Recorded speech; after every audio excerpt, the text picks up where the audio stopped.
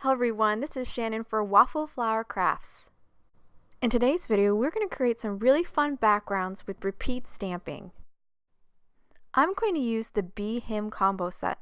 This really cute set has some wonderful accessories, and we're going to use those accessories to create our background today. I've started with an A2 panel made out of some teal cardstock, and I found the center point. You can see my pencil lines very faintly there. I went down the middle at 2 1/8 and across the center at 2 3/4. Those are just the middle points on those measurements because again this is an A2 panel. It's 5 1/2 by 4 1/4.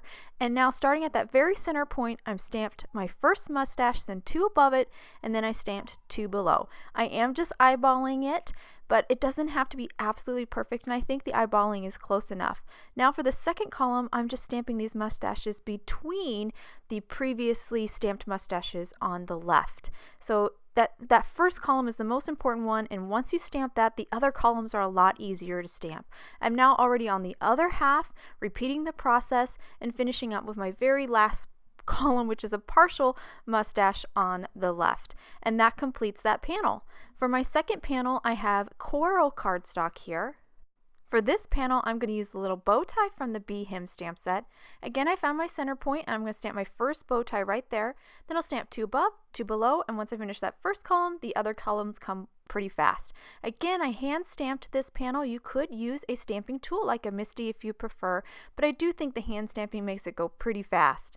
So now I'm going to do some Copic coloring on these bow ties. I did stamp them in an alcohol marker friendly ink, and I decided to color these in because the mustaches are completely black, so very solid, and just giving these bow ties a little bit of tone on tone color really makes them stand out a little bit more. So I went ahead and stamped a whole bunch of images and accessories from the Yippee Stamp Set, and now I'm going to Copic color them.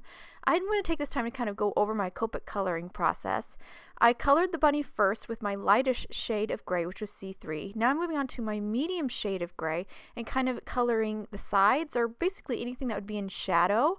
And then I will move on to my darkest shade, which is C7, and color a little bit more of the bunny, but I'm not coloring as far as I did with my medium shade, just a small amount of that dark.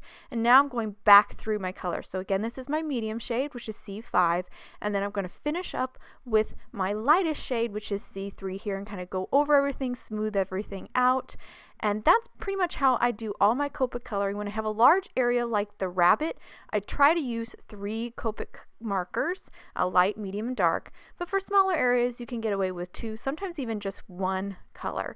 For the hat and pipe here, I'm going to use 2 browns, so because they're very small areas. So I started with E37, and then I finished up with my darker brown, which is E29. And again, all my colors are on screen, so you can follow along. For white areas, I like to take a really light blue, and this is G000, and I kind of go around the bunny and the sides of the panda because he's white. And now I'm moving on to my teal areas, just adding some teal accents. And again, this is a very small areas. The bow tie is probably the largest. So I just got away with 2 markers for those teal areas. And that will complete my Copic coloring.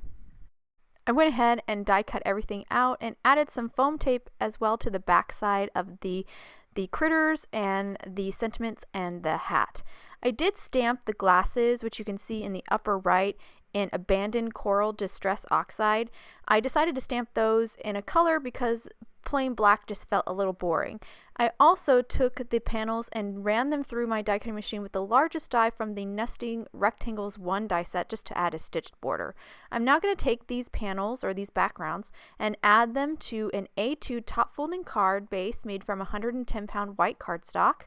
And I'm just going to do both of them real quick here with just use a tape runner to kind of stick them down. And this one here actually has a little bit of overhang or underhang, I guess. The white card base is a little bit bigger than the panel, so I just used a pair of scissors, ran along the edge, and cut off that excess.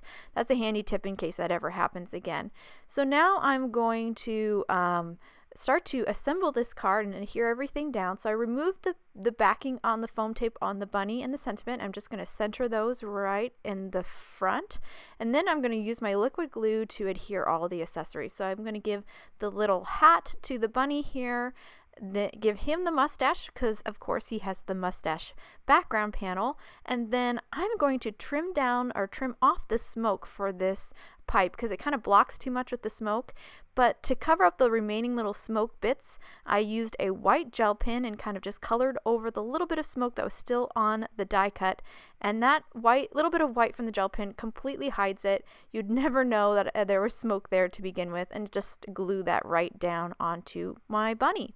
Now I'm going to move on to the panda bear. Again, I removed the backing on the foam tape on the sentiment and the bear, and I'm just going to center those on my card base.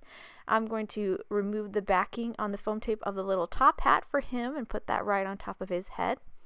Then I'm going to start to add my accessories. There's just 2 here. So I'm going to put down his glasses, which again I stamped in Abandoned Coral Distress Oxide, and now add his little bow tie that we Copic colored earlier. You can see how if the glasses were black, it'd be kind of boring, so that's why I decided to use some color. Now you can also see the glasses completely cover up his eyes, so to kind of remedy that, I decided to add some googly eyes. I thought that was a fun accessory, and plus they're kind of rounded, and so it really does mimic the look of glasses. I think it was a good match with those glasses. And that completes my cards. I'll now hold both of my cards up to the camera so you can get a good look at all the details. I love creating these backgrounds with the accessories. I think it's just a great use of them in addition to decorating the critters, and they're just a really fun and simple card. I think this would be great for Father's Day or even just a male birthday card. I hope you guys enjoyed today's cards and video. If you want any more information on the products I use, please visit Waffle Flower, and you can follow us on YouTube, Instagram, and Facebook for more creative ideas. Thanks for watching and have a wonderful day.